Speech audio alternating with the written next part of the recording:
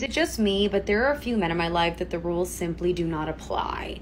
Like, usually my standards are very high, you know, I'm like dinner, cocktails, you know, I need like a car service, you need to bring me a limo, red carpet, ring, etc. But like with these guys, like some of my very like regal crushes that I have, they have me by a chokehold that like they can do the bare minimum, and I'm like, yes papa, yes papa. Like, all I need from them is like one heart eye emoji to my story, and that is enough to send me packing and moving into their basement for a month. Like, one of them texted me this weekend saying, where you at? It's like 1 a.m. and usually it would be like, ew.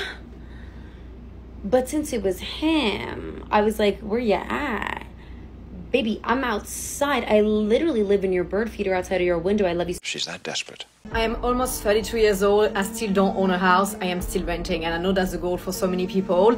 And there are people that are like 25 years old, and here we go, they've got houses, and me, I'm 32, I'm like, okay, still renting. 32 years old, and I barely have any savings. No joke. Until I was a stripper, it was impossible to save in London. Unless you don't do anything, it's impossible to save.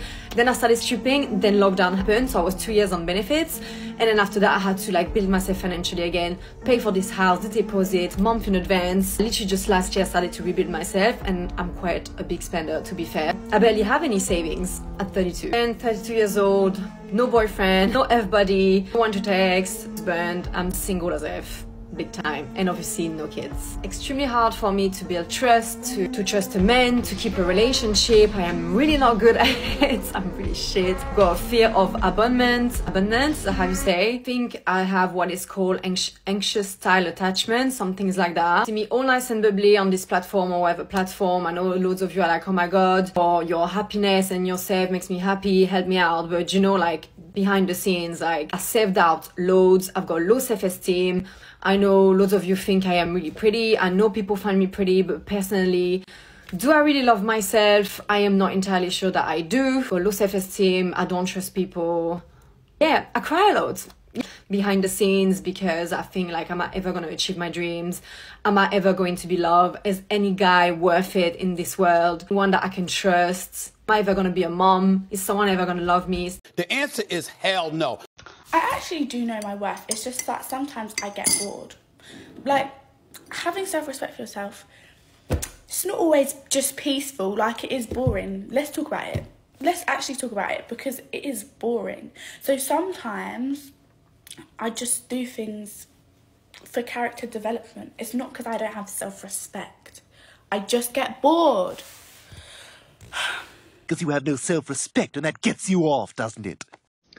All right, ladies, I'm sure this has happened to you if you've dated long enough. And if it hasn't happened to you, you're very lucky. But if it does ever happen to you again, here's what I want you to do. When that bill comes, after the guy's asked you out, and you've ordered all this stuff, and you guys have had a really great time, and then he looks at you, and he says, so, you want to split it? And just say, because he's asking you a question, right? So you're not obligated. He's asking you, do you want to split it?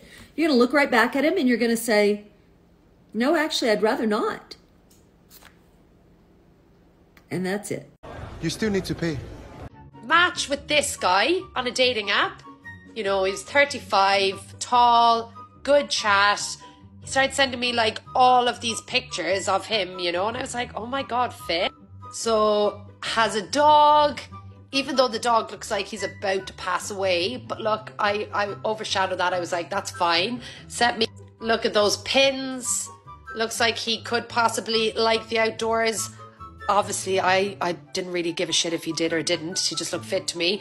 And then sent me this one that he had taken just while he was in the bathroom. So on that one, I just said, you know what? I'm going to send down pictures.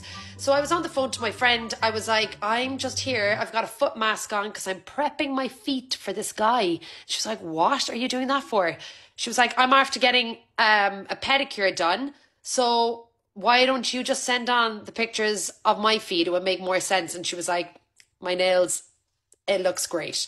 So I was like, look, fair enough. It's a lot easier. So I'll just do that. So sent on these pictures. So as you can see here, lovely, dainty looking feet. Sent them on. He replied within seconds saying, oh my God, they're the best feet I've ever seen in my life.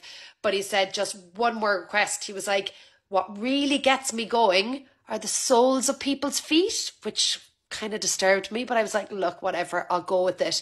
But at this stage I went, you know what, I'm just going to send him my own soles. And I sent him on this. Yep, I'm still alarmed every time I see that picture. But yeah, I sent him on that. Like, look at the grip of my hand. And those, it looks like white calluses. Like, to be honest, I do a lot of walking. So it's also made me realise I need to get my feet sorted out. Anyway, sent it on to him. Within seconds, I got unmatched. So I'm never going to know if Sam and I were meant to be. I'm absolutely devastated. I think I'm more devastated as well that I actually sent those pictures. I could have done a better angle. But yeah, anyway, it wasn't meant to be with Sam and I. Devastating. You a nasty ass bitch. This is simply an example of when a woman makes exceptions for Chad and Tyrone. The average guy is expected to make so much effort to date her. But when a woman truly likes a man, all of her criteria and standards gets thrown out of the window. These are the guys women are willing to get their hearts broken for. They can't help themselves. Talk about a disaster.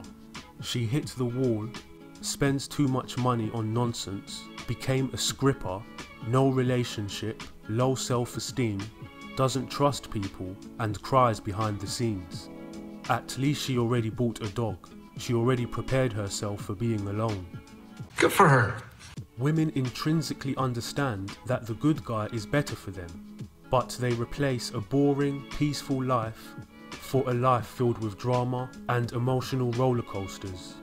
She calls this character development, but other people will call this riding the carousel and getting obliterated by Tyrone.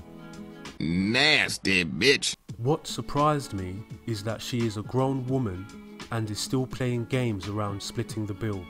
You would think she was mature and independent enough that she would think to herself, okay, I make my own money. We can split the bill because that is not the most important thing about starting a relationship. But clearly age does not mean she will be less entitled. Also notice how she said, and you've ordered all this stuff. Like it's an all-you-can-eat buffet at the man's expense. She is greed, entitlement. She thought she hit the jackpot with this guy. Did you notice how she ignored all of the criteria she did not like about him and just wanted to be with him because she thought he was hot? I did not realise these 304s were catfishing feet pictures as well. Chad blocked her as soon as he looked at the hard soles of her feet. They were nasty. Real men of genius.